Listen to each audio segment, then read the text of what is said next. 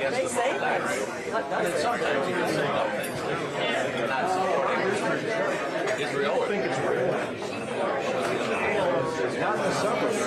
Des Moines is definitely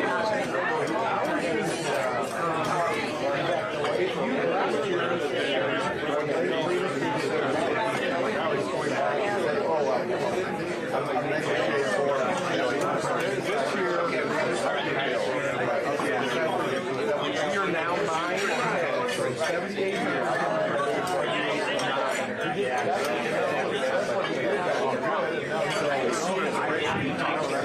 Good morning. Everybody, please find a seat. We will get started here shortly. I'm sorry. Everyone would please rise for the invocation led by Lynn Bradford and remain standing for the Pledge of Allegiance led by John McAvoy. Lord God, we thank you for this morning. We live in a world of increasing turbulence. It seems like it gets worse by the day. And Lord, your people of Israel desperately need your deliverance and protection. Lord, we just pray for their protection and their deliverance from this current situation. You've been faithful in the past to protect them and guard them. And Lord, we just pray that you do again. Lord, our House leadership, Congress, we pray for a spirit of unity and cooperation on the Republicans, and that we could get a speaker named that would be constitutionalist and true to conservative values. And Lord, if you just give us that. We ask it in your name, Jesus. Amen. Please join me in the pledge. Allegiance to the flag of the United States of America and to the republic for which it stands, one nation under God, indivisible, with liberty and justice for all. We have a few quick introductions I would like to make before we start the formal part of the program. We have State Representative Eddie Andrews with us today. And as he pointed out earlier today, he's here on time. Hey. Supposed to be the last. He's always on time when the meeting starts, but he's usually making the last introduction. That's why we put him first. We have our State Central Committee Representative, John Strathman, with us today. Former GOP State Co-Chair, David Ullman. And we have a couple of school board candidates with us today. Terry Patrick. And my neighbor, Scott White. And Daniel Hartfield, Urbandale. Okay, sorry, good to see you there. And Ellen, Ben is running for the area colleges, not the young board. Okay. So we've got quite a few candidates here today, and after the session is over, or the program is over, stop by and talk to them, and I'm sure they could use your help. These school positions are really, really important for us. We need, Democrats have been using those, not because they want to help our school system, but because they're looking for springboards to run for the legislature or for governor or president, or who knows what they're trying to get out of it. But we need to elect conservative values in our school. Also, we've got CNN and NBC with us, so if you see somebody running by with a camera shooting at you, you know who they are. They're good people. They're doing their work, so try to help make that an easy job for them. Today's speaker is, I can officially call him a friend of the West Side Conservatives now, because this isn't his first time to speak to the West Side Conservatives. He's been with us before. And as we always say, you're always welcome to come back after the first time, unless we had such a fight that we kicked you out. And Asa is a true friend of the West Side Conservatives today. This guy has one of the world's most impressive resumes that you have ever seen. When he started out, anyone ever hear of some guy named Ronald Reagan? Pretty solid guy, pretty solid credentials. Ronald Reagan appointed Asa the United States Attorney, and that was, at the time, he was the youngest United States Attorney in the country. That's a pretty good value judgment appointment there, don't you think? So he got started on that. From there, he went on to serve a couple terms in Congress, and his co-members of Congress felt so highly about him that they picked him to be part of the impeachment team on making the legal arguments against Bill Clinton. So, again, great job. President Bush appointed him to head the Drug Enforcement Agency. And short time after that, when we had 9/11, and they were putting Homeland Security together, he was appointed to be head of the Borders and there was another, Borders and Transportation divisions of Homeland Security. But if we look at it, Borders, Drug Enforcement, wow, how relevant can you be? I mean, these are the issues that we're really, really talking about that our country needs right now.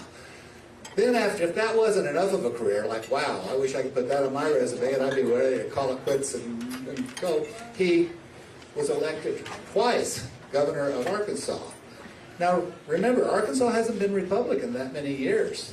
Asa is one of the key people that made it into a very, very solid Republican state. And not only was he elected big, landslide type victories. So we've got a proven winner who can win places that has never won before. We've got a great conservative. We've got a great legal mind and good proven national leadership. So we're glad to welcome back our friend Governor Asa Hutchinson.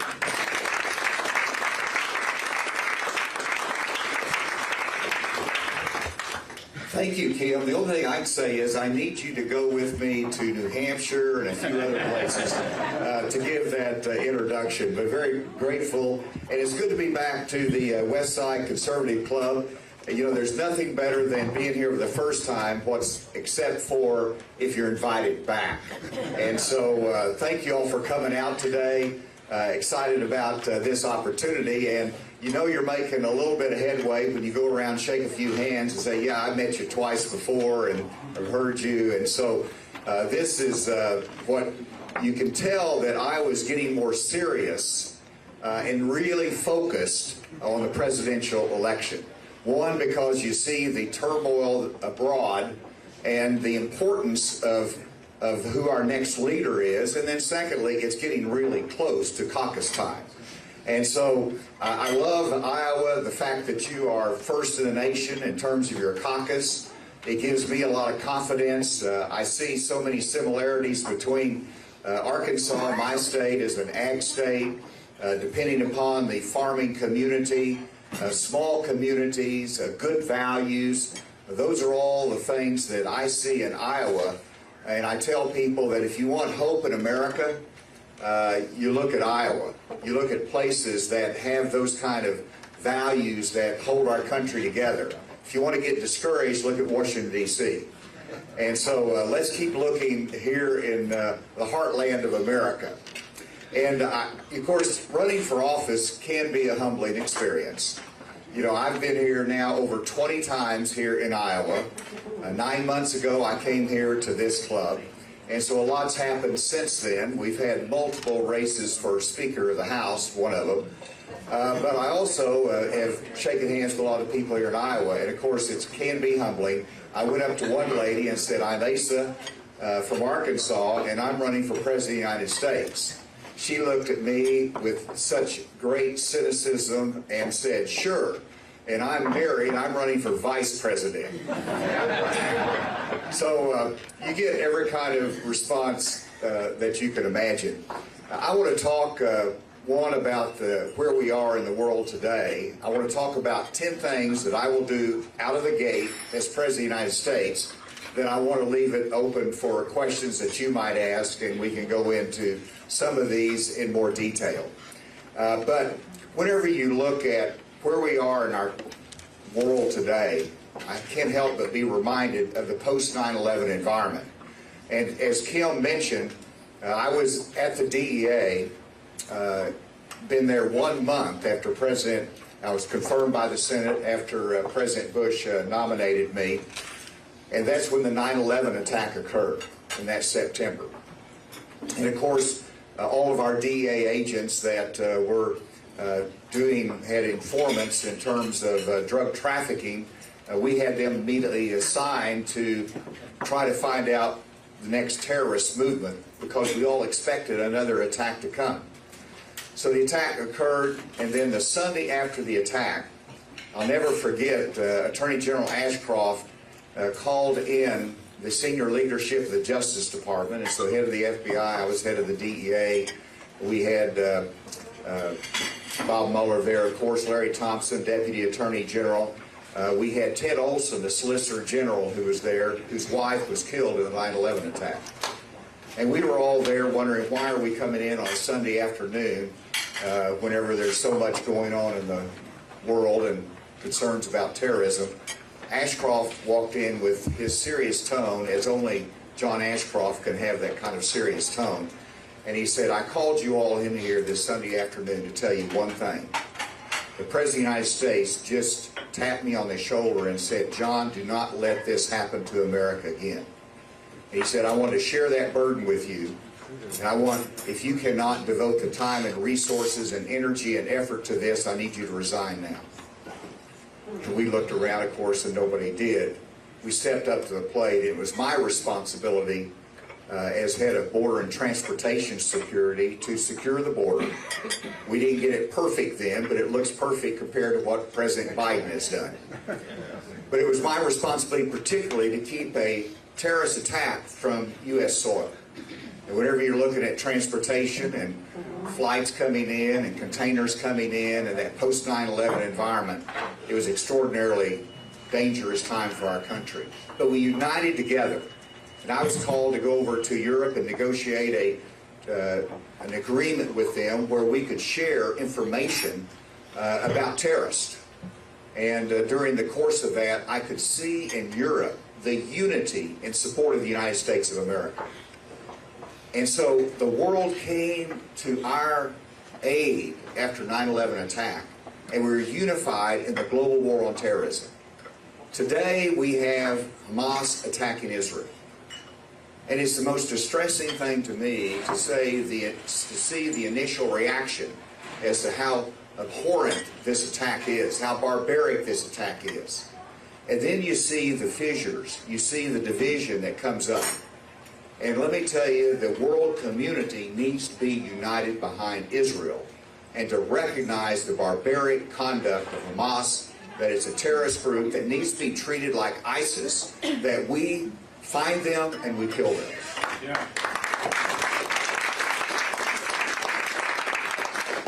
The United States priorities should be, 1, to support Israel, 2, to eliminate Hamas, 3, to send a signal to the other regional partners there, stay out, and 4, make sure that that Egypt and UAE and Saudi Arabia understand that the relationship with the United States and with Israel will bring much greater stability than their support of Hamas or being against the United States and Israel in trying to secure that region of the world. So this is a precarious time. You also have the threats to the United States. I don't know if you've noticed it, but since I started TSA and some of what they're doing, they've tightened up their security as you go through the airports. And they've done that naturally because we're going to have continued jeopardy here in the United States from terrorist activity. When you're aligned with Israel and against the terrorists, then they're going to look at us as an enemy. And so those are our responsibilities. Those have to be our priorities. And there's a lot we don't know, so we got to give some flexibility in administration working with Israel. But stand with Israel. Don't call for a ceasefire, because a ceasefire is not justified. You've got to go after Hamas and the terrorist group.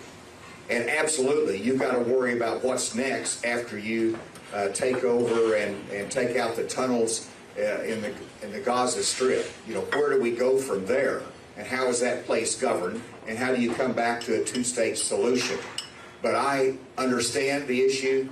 I have been in that terrorist environment in which we've had to worry about our security, and we have to be on the forefront in supporting Israel. We need leaders today that understand what it means, what's at risk today in terms of freedom and national security, and who has understanding as to how to lead in times of crisis. Kim mentioned that President Reagan appointed me. I want you to know I was a very young United States attorney at the time. That was a long time ago. I was 31 years of age. And I had to deal with domestic terrorism whenever I was the United States attorney, confronting an armed standoff in which it was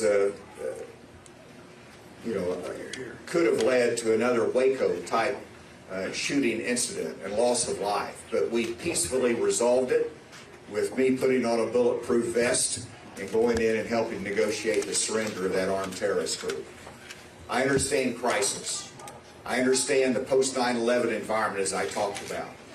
I understand constitutional crisis when I was the United States Congress and handling an obstruction of justice case over the United States Senate.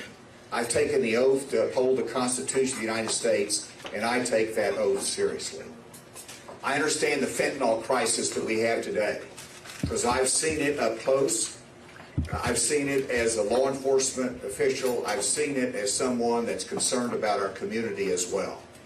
And I know that it's a challenge that we face that kills the greatest number of our young people and young adults ages 18 to 49. That's a killer, and we have to address that. And so that's the environment in which we're in. And I mentioned Israel and the threat from the terrorist group.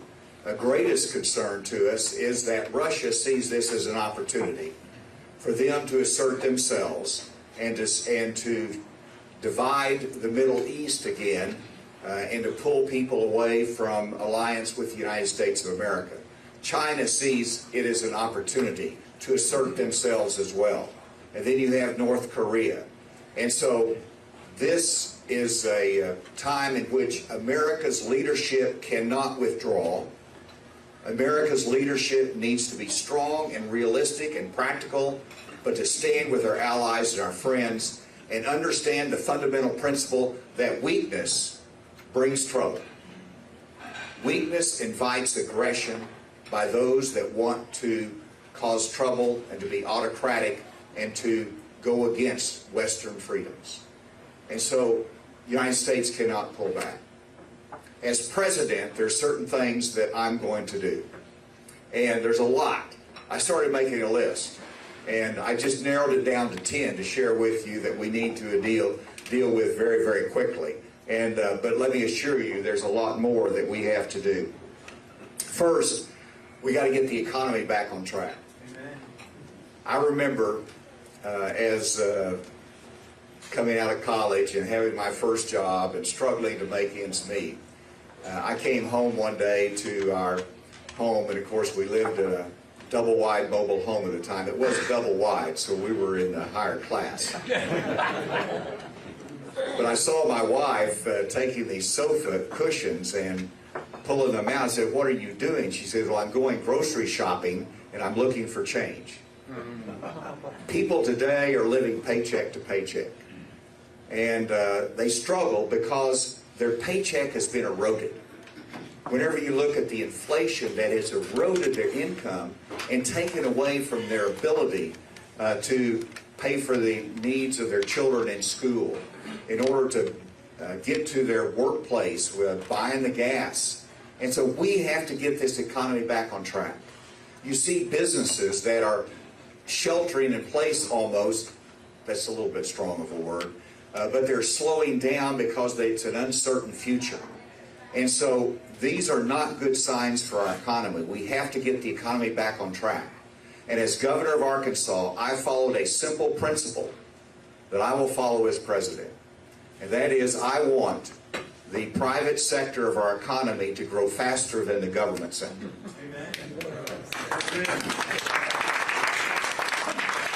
A simple principle. And that's what it takes to get the economy back on track. In Arkansas, as governor, we lowered taxes 7% down to 4.9%. $700 million a year going from the government back to the taxpayers.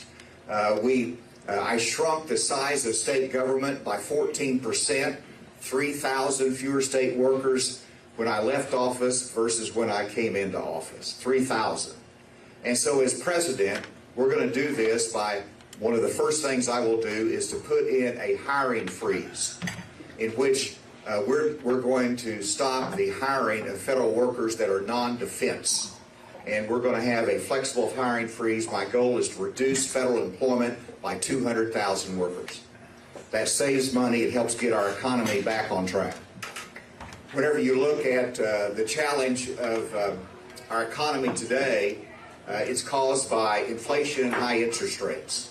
Inflation is caused by too much printing of money in Washington, D.C. So we're going to slow that down.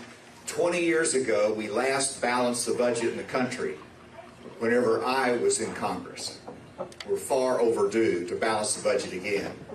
I argued for a balanced budget amendment to our Constitution 20 years ago. Let me tell you, as president, we need it more today than ever before. I would support a balanced budget amendment to our Constitution. We need that kind of pressure and leverage on the federal government. And so we're going to get the economy back on track. I'm going to put a hiring freeze in place. And then thirdly, and this relates to our economy as well, we're going to open federal lands to oil and gas production again.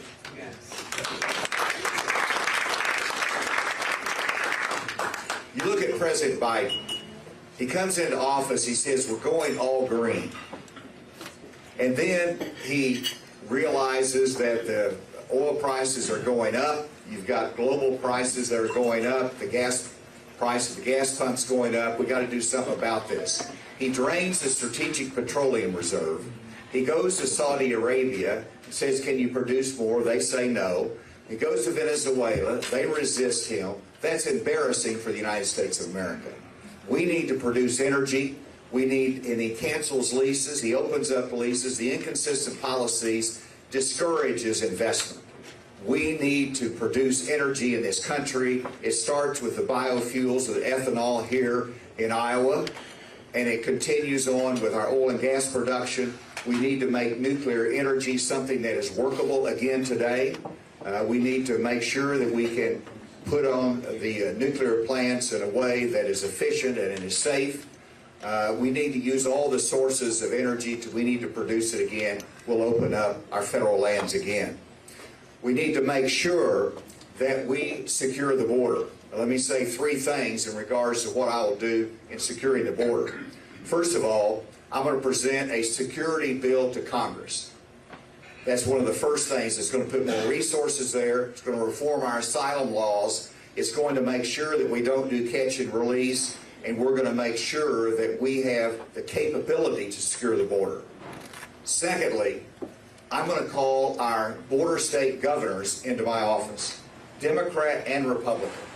And I'm going to say, let's partner together rather than being at odds with each other. A novel approach, isn't it? And you think about Governor Abbott trying to do his work in securing the border and protect his citizens in Texas. And he comes up with this idea of the water barriers. And if I was president and I saw that, I would call my Border Patrol chief in and I'd say, why didn't you think of this? And instead, President Biden sues Governor Abbott and say, you don't have the authority to do it. Let's work together and certainly make it safe, but let's make sure that we work together in partnership. When I was responsible for it in the Bush administration, we worked with our local officials and partnered together. We actually paid them overtime so they could help us in our patrols. That's the kind of partnership that we need again today. Thirdly, I would declare the cartels in Mexico as foreign terrorist organizations.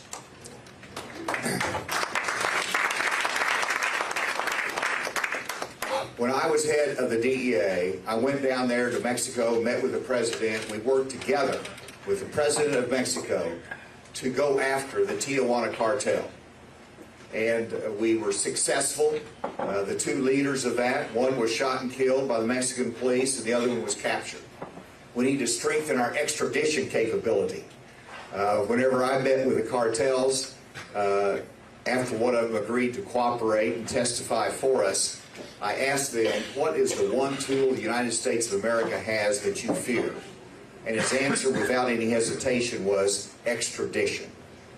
And it's because they can corrupt their system, they cannot corrupt the United States of America, and they face our system of justice. And so we have to go after the cartels. We can't do it by invading that country. we have to do it in cooperation with Mexico. They have to enforce the rule of law there, just like we want to lead in that effort here in the United States. I will set up in my first days in office a commission on the future of Social Security and Medicare.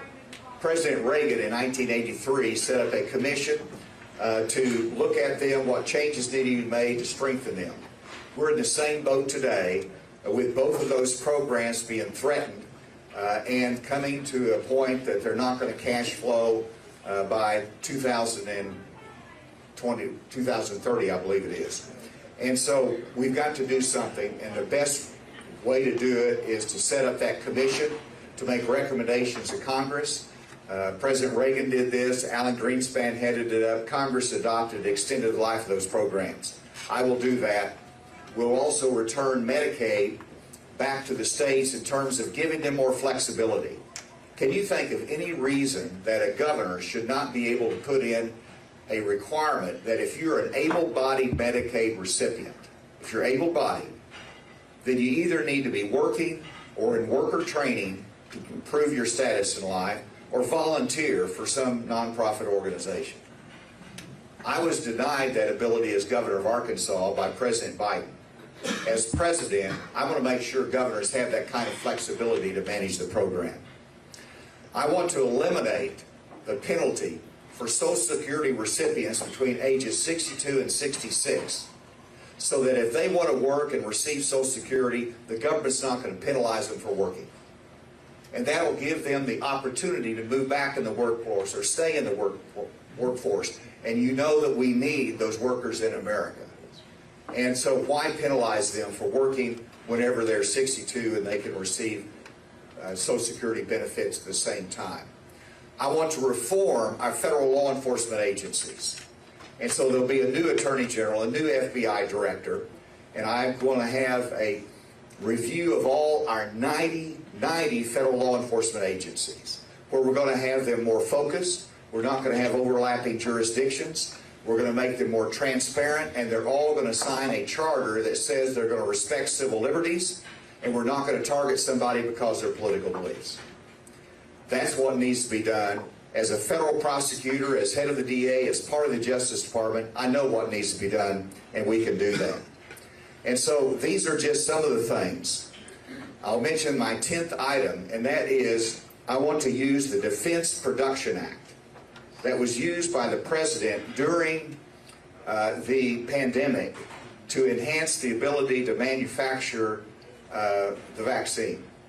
Well, I believe we're in a national security need today that we have to use the Defense Production Act to remove our production of sensitive military component parts from China back to the United States of America.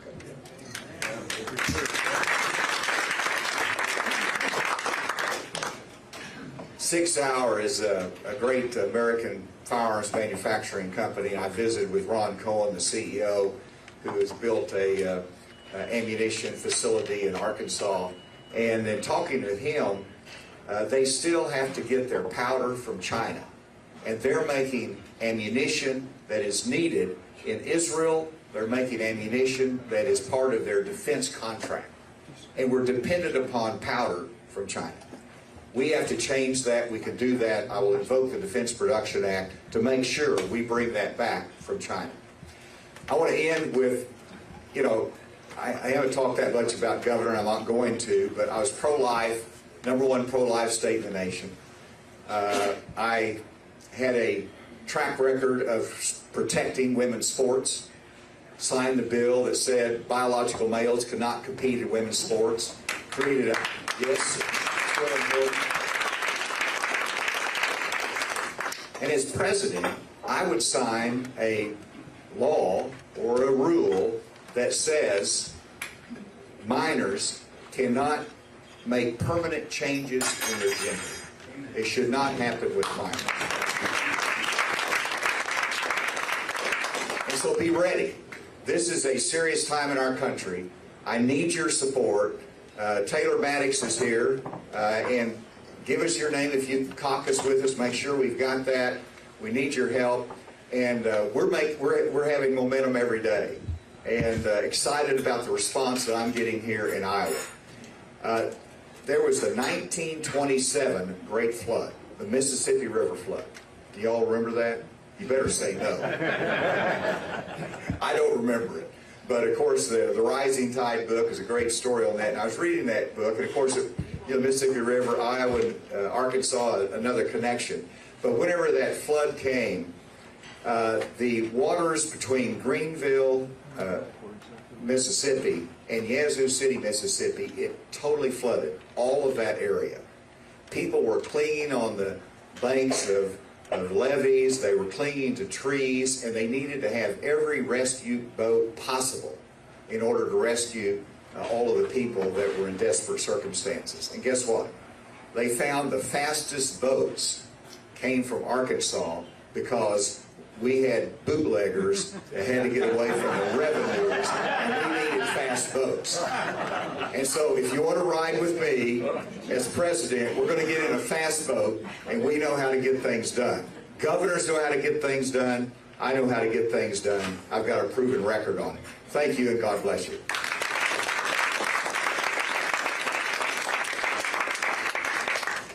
Governor, you want to cut the federal government by 200,000 people. Where do you see those 200,000 people coming from? What areas of the government would you most likely cut? First of all, that would be a 10% reduction. And a lot of people say, well, my goodness, is that the best you can do? But in fact, there's another candidate who says we ought to cut the federal government by 75%. I'm a realist. I'm not going to tell you a bunch of hooey out there. And so you've got to increase the Border Patrol. You can't cut them. You have to do non-defense workers. You think about air traffic controllers today. I don't want to cut air traffic controllers. If you fly, they're short right now. And so how do you do that? I put managers in place that when somebody leaves federal government, do we need to replace them? Can we manage it better through technology, combination of services? Now, there's going to be a lot of the administrative state is where I would focus. The bureaucracy that's issuing regulations that hurting our businesses and our families. So it's a tool to reduce the administrative state, to be more efficient in federal government, but at the same time recognizing you've got to be flexible because there's a lot of areas that we still need support. Yes, sir. And I can do it because, again, I did it 14% cut in Arkansas, the same strategy. Governor, you've certainly clearly identified a lot of areas where our country is in real trouble. The global political situation, the economy, government bloat. I mean, we can talk about that all day. But I think one of your biggest assets is your record with border control, law enforcement in general. I read yesterday that in the last year, we've had as many people come into this country illegally as were born here. And of course, many of the ones born here were children of illegals.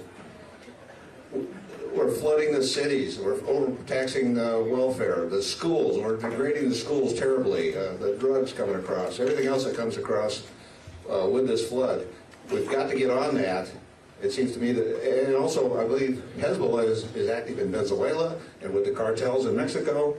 And it seems to me that we spend so much money on wasted programs with the U.S. government. You need to redirect that to the border and figure out how to close it. I agree 100%. It is a great national security threat that we have. And whenever you look at what we have to do in terms of border security, we have to give confidence to America that we have our border under control and we are a sovereign country. And to do that, you got to put resources there. You've got to reform the asylum laws. You've got to put the tools in place. You've got to build more infrastructure. Infrastructure both in terms of technology as well as the wall. And again, President Biden, can you believe this? He stopped building the wall, then he started building the wall. I mean, it's embarrassing. And the problem is he sent a signal to all of Latin America that our border is open. He sent that signal, and no matter what he says now, he can't reverse that. A new president has to send the signal it's closed. It seems like two things. The infrastructure to close the border, but also the policy. The policies are wrong too. That's right, and there's a case to be made. In fact, that's the most important thing. Because you've got to remember that if you don't have the right policies And if you don't have the right strategies, the border wall itself is not going to do the job, because I've seen the acetylene torches that cut holes in the wall, ladders that go over it, tunnels that go under it. So you've got to have the response capability and the technologies that are there. And so don't oversimplify the solutions. It has to be a comprehensive solution. George W. Bush said, when he got elected president, that U.S. foreign policy ought to face south. And then 9/11 happened. And of course he had to change to the global war on terrorism. I want to come back to that. And U.S. policy has to have a central point in Latin America and going south. And I'm familiar with that territory. I've been in the coca fields in Colombia. I've been in Bolivia. I understand that area. I tried to have a meeting with Chavez in Venezuela, but he decided to take off and go meet Castro instead. And that shows you the challenge that we face. I would be there as president, meeting with Latin American leaders, and they have got to help us in being able to stop that uncontrollable flow of migration that's coming toward the United States. It takes that kind of partnership, a signal from the United States, as well as their understanding how important it is in building an alliance with them. Hey, sir. Yeah, right. You're in charge. To that end, Governor, thank you again for coming. And I do plan to caucus for you, as I told you. And the other adult that's on the stage, Vice President Pence. I became aware a while back there's some legislation pending in the Senate, bipartisan, of doing just that in terms of trade policy, but instituting and incentivizing Latin American countries, Northern and South America, to reinforce the security they have with their immigration policy, at the same time promoting trade, agriculture, technology, energy, those kinds of things. That we can't, if in addition to stopping at the border, we got to stop it on their border. Yes. And we have to see the same thing happening in Europe, if you will. So I don't know if you're aware of that legislation, and or as a general election candidate, I presume. I'd like to hear your comments on that. Secondly, is what's going on in the House is this partisan rancor, largely between the fiscal conservatives that want to cut spending and control spending, and those that want to continue to spend. What kind of political leadership will you provide to go into closed doors and, as I say, knock some heads together? Well, first, it has to be a comprehensive solution on the border. There are some good bills that, as you mentioned, that support some of the trade opportunities and using that as a tool in order to increase the security of the border. It is a problem in Mexico's southern border. I mean, my goodness, that country is being devastated by Venezuelans and Ecuadorians and others coming through their country. And the Mexican economy has so many opportunities. And so it helps, and they need stabilization. They have to have a greater commitment to the rule of law. That is the gap in Mexico, and President Obrador does not take it seriously. We've got to use some economic pressure on Mexico in order to cooperate with us to a greater extent. You know, in terms of Congress, we have an incredible opportunity this next year. The voters trust Republicans more to run the economy. The voters trust Republicans more in terms of national security and keeping us safe.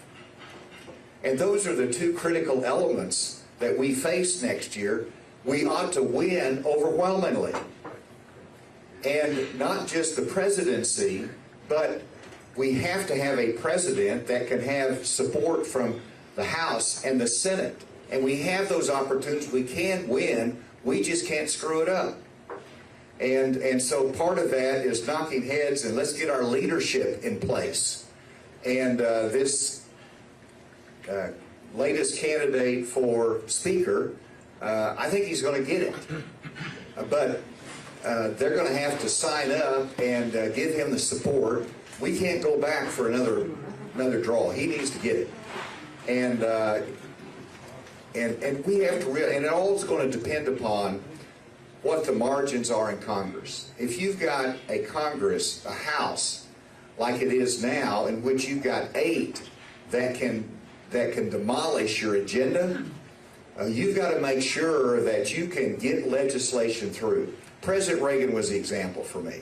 He wound up getting elected whenever Tip O'Neill and the Democrats controlled the House. And he said, how can I get my economic package through when I've got a Democrat House? And he did it by working with Tip O'Neill and selling it to him and selling it to the American people that put pressure on Congress. Selling to the American people is a big part of pressuring Congress and knocking their heads in the right direction. And so that's the key for it.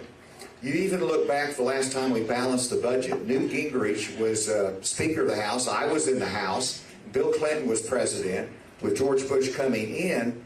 And it was a divided government, but we got some things done. You've got to make some compromises to get it done when you don't have supermajorities. Governor, first, I completely support your putting a freeze on the federal government to start to bring it down. I would encourage you to couple that with maybe putting together a commission that would review all federal programs and agencies, so as you're drawing it down, to target those that should be eliminated. Along with that, my first litmus test is it constitutional? If it's the administrative state and it isn't delineated in the Constitution, I'd say, I don't care how effective you are, you're gone. It doesn't belong here. And then if I made the second thing I'd like to know, you made the statement earlier when you were governor, Arkansas was the most pro-life state in the country. What do you view the role of the federal government is in protecting the sanctity of life? Thank you. Okay. Help me to remember all of that. The first part was on Eliminating yeah. All right, so first of all, I like utilization of task forces and commissions, where you bring in experts and they look at that maybe from the outside and making recommendations. It gives strength, it gets buy-in, and that gives us the impetus to get it done. And you're right, the first test is the Constitution. And so the Supreme Court of the United States said that the regulations for waters of the U.S. that was such a burden on our farmers and our businesses, they struck it down, said it was not congressional intent. Why did it need to get to the United States Supreme Court? As president, I'm not going to let those regulations go through that violates the intent of Congress and our Constitution. And we're also going to pull back. We can eliminate agencies. We can have strength in doing that, and a commission would be helpful to it.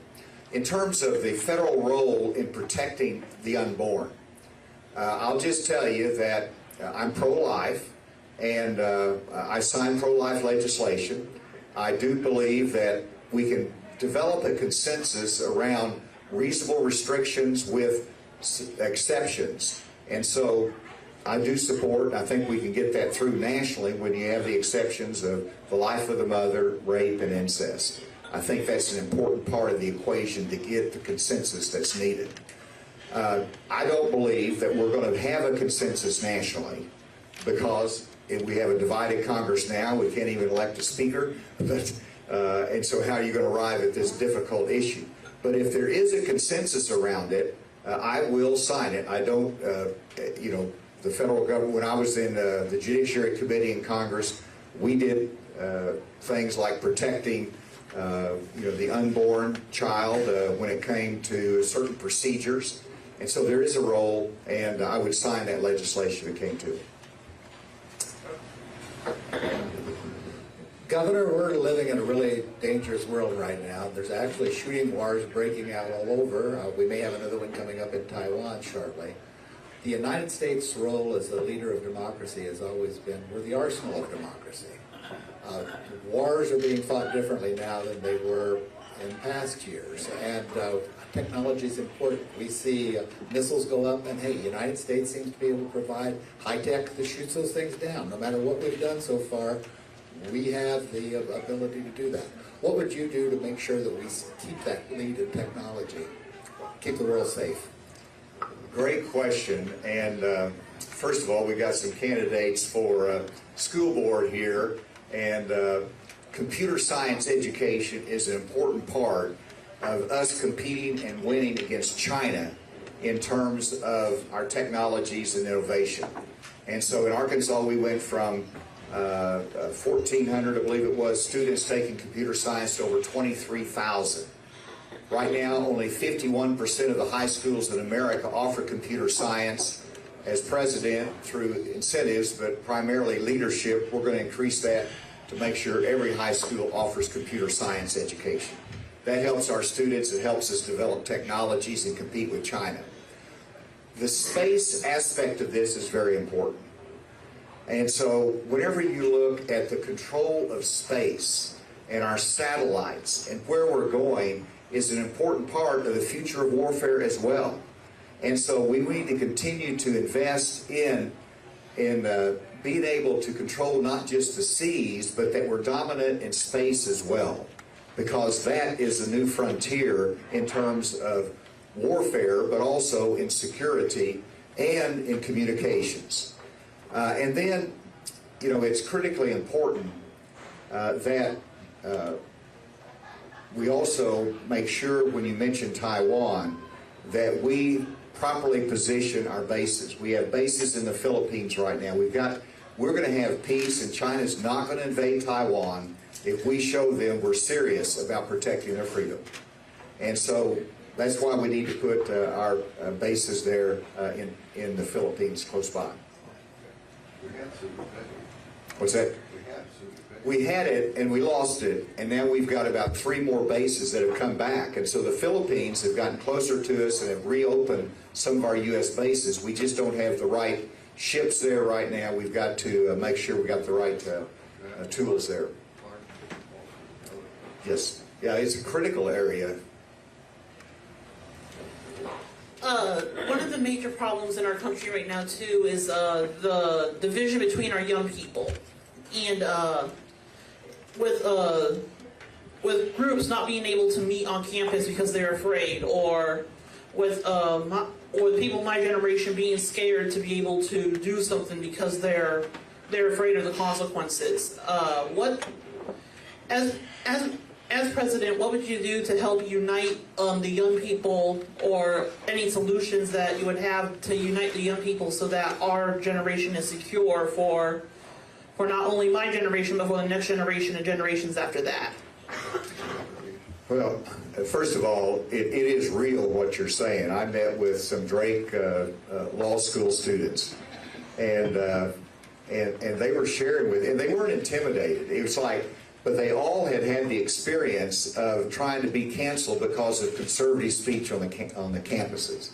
And they're strong, they're bright, and but that's a serious issue. And so, thank goodness for some of our watchdog groups that represent student groups that have their speech infringed. We got to fight back on that.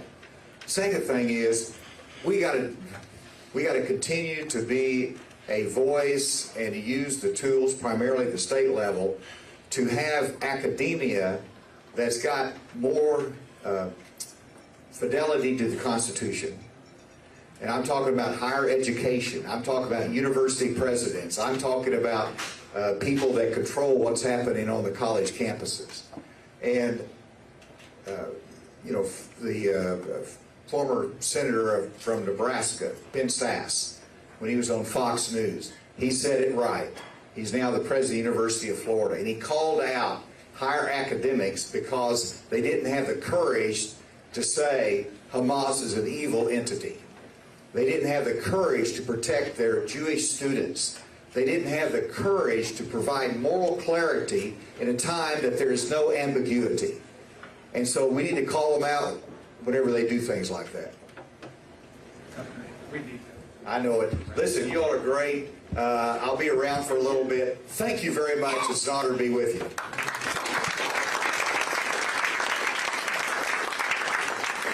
Wow, we've got some great leadership out there, don't we? It's good to be able to sit down. And only in Iowa do we get the opportunity to really sit down with our leaders and talk like this in detail and learn about the issues. But I'd like to make a couple of quick introductions of people that we missed coming in. I've got Carol Olson with us, who is Senator Grassley's Highway Director.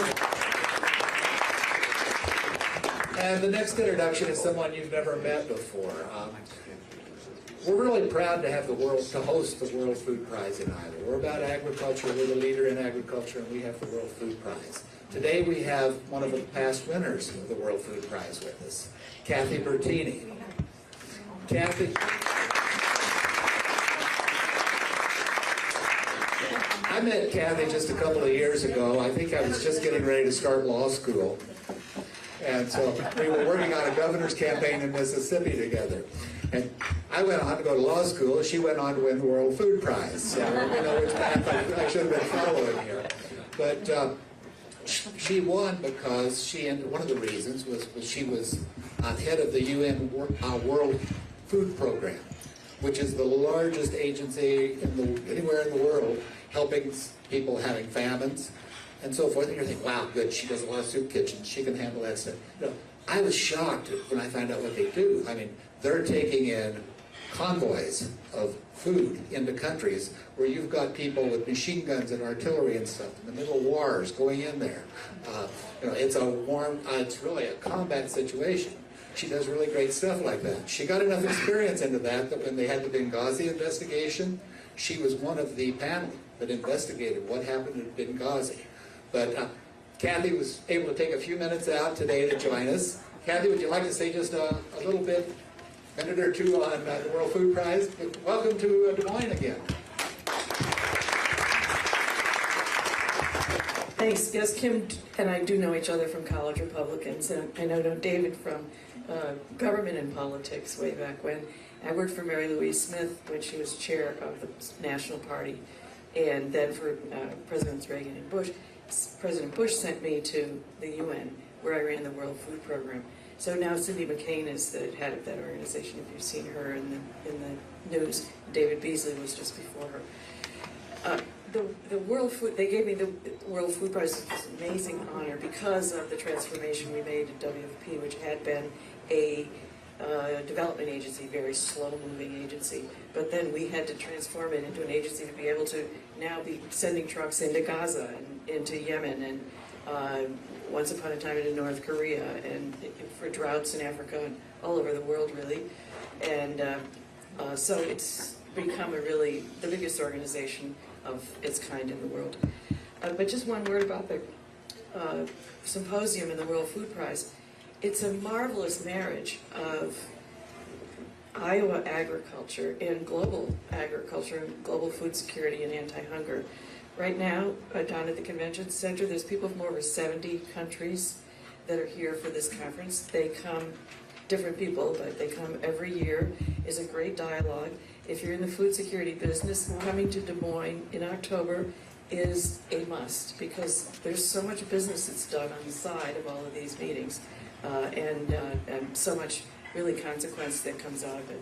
So please know that about what happens right here in Des Moines and in Iowa. It's a world-class meeting of minds of people who really have helped change the world through their work on food security. Thanks for inviting me. It's so exciting to be governor, to listen to you, and to be at an Iowa political event. Thank you.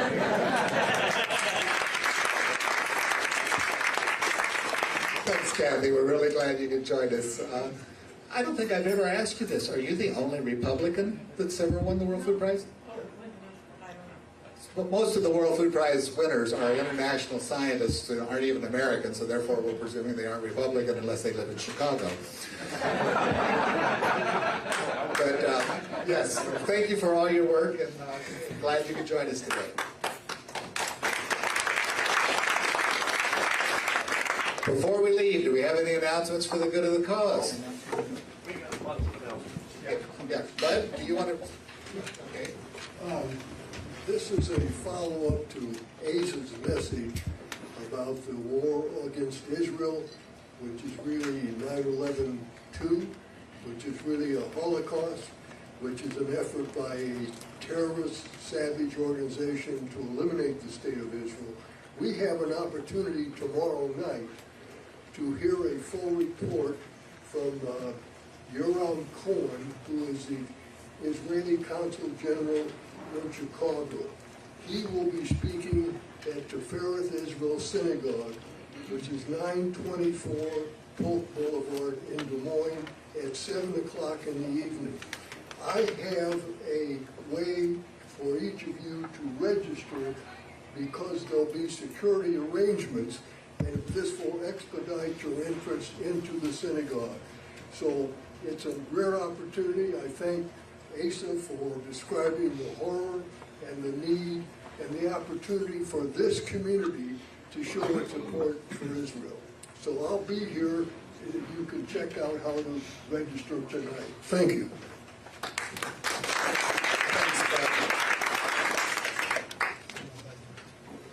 Terry. Hi, I'm Terry Patrick, and Scott White is here as well, and I'm just going to do one more plea. School board elections are November 7th, and they are so very important. We put together a sheet on the back table, so no matter what district you're in the metro area, we've listed some candidates that we would hope for you to support, and of course support our West Des Moines candidate, Scott White, myself, and Lori Belstein. Thank you. I know Scott has a bunch of postcards, but those postcards don't get delivered without addresses. And if anybody would be able to help him doing some of that addressing, please talk to him after the meeting. And I'm sure some of the other candidates probably have similar things that they could use some volunteer help with. This is our last meeting before the election, so it's coming up fast. George. George Wood, in the Waukee School District of West Des Moines. We had two candidates at our facility on Sunday, Tammy Rubino and Amy Jepson. There's a couple of these on the table back here. They had a great response from our group, and if you choose to support them, vote for just those two. The ballot says vote for no more than 3. 2 is sufficient, and that helps them the best chance to participate.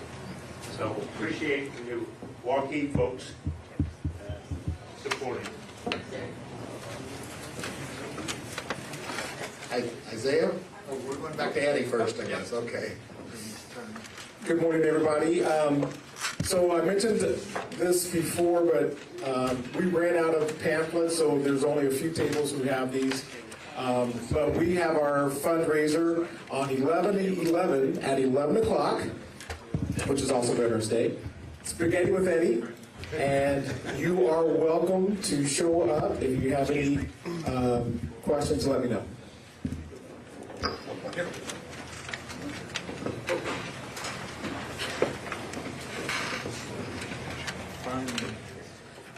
Just real quick, on November 11th is our annual going to be our Hoover dinner again. If you'd be interested in purchasing a ticket to attend that, just go to iowayr.com, and also feel free to donate. We're hosting the national committee here, and so we're looking to raise some funds to be able to keep the good work going. So encourage you to take a look at iowayr.com. Ernie, you're starting to slow down here. Back and forth. Americans for Prosperity will be hosting a watch party for the 3rd presidential debate. So 2 weeks from today in the evening, that's going to be at Brick and Ivy Bar and Grill out in Altoona. It'll be free food and open bar. So we'd love to have you all come out and join us for that.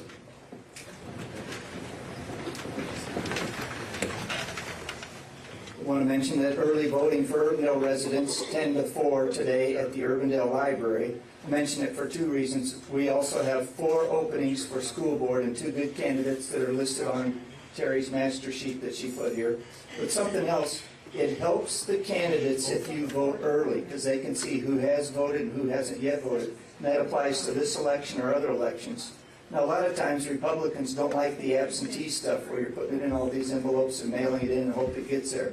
So these early voting locations is a way to vote in person, but also help the candidate so that he knows you voted. He doesn't have to worry about you anymore. So keep an eye out for future elections for these early voting spots.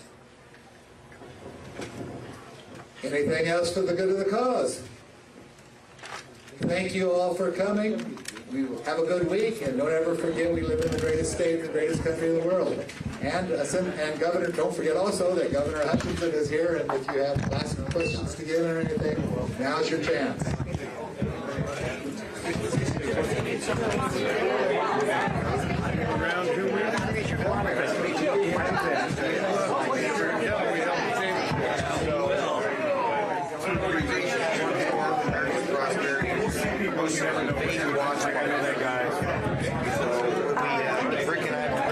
Yeah, ABC.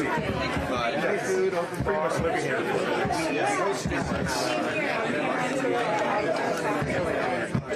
Everyone's gonna forget about it for 4 years. So where are you guys from?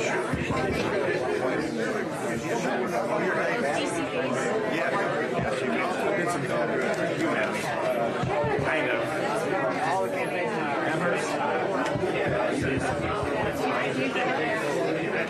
I mean,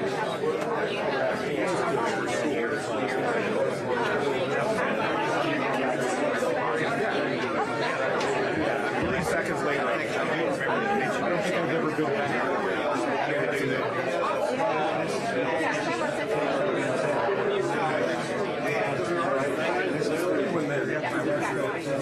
I can't now.